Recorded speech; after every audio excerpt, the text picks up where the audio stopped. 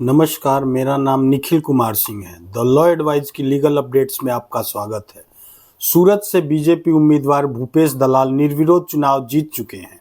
उन्हें जीत का सर्टिफिकेट भी चुनाव आयोग के पदाधिकारियों द्वारा जारी किया जा चुका है।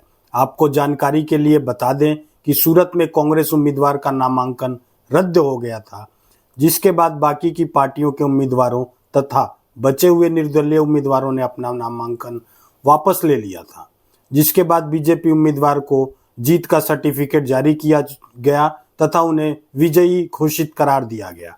अब एक बड़ा सवाल ये उठ रहा है कि साल 2013 में सुप्रीम कोर्ट की 3 जजों की पीठ ने पीपल्स ऑफ सिविल लिबर्टीज द्वारा एक याचिका में अपना फैसला सुनाते हुए चुनाव आयोग में नोटा यानी नन ऑफ द अबव का इस्तेमाल करने के लिए चुनाव आयोग को निर्देश दिया था।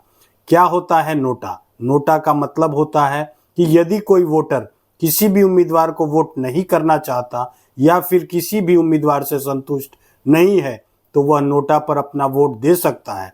इसका मतलब राइट टू रिजेक्ट होता है। हालांकि नोटा पर अगर ज़्यादा वोट पड़े तो उस स्थिति में चुनाव रद्द नहीं होता है और नोटा के बाद जिस उम्मीदवार को सबसे ज़्यादा वोट मिलते हैं उसे ही विजयी करार दिया जाता है। अब सवाल ये उठता है कि यदि सूरत में बीजेपी उम्मीदवार को निर्विरोध विजयी करार दिया गया था तो क्या उस स्थिति में वहां चुनाव होने चाहिए थे या नहीं? वहां की जनता का विचार जानना चाहिए था या नहीं? वहां की जनता बीजेपी उम्मीदवार से संतुष्ट है भी या नहीं?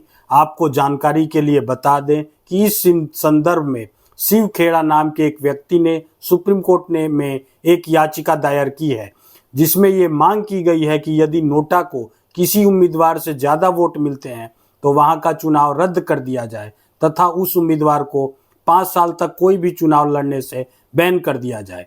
इस याचिका में सुप्रीम कोर्ट ने इलेक्शन कमीशन ऑफ इंडिया को नोटिस जारी करते हुए जवाब भी मांगा है। अब देखना दिलचस्प होगा कि इलेक्शन कमीशन ऑफ इंडिया इस विषय पर सुप्रीम कोर्ट में क्या जवाब दायर करती है और कैसे इस याचिका का विरोध करती है। आगे की जानकारी के लिए आप देखते रहिए द लॉ एडवाइज।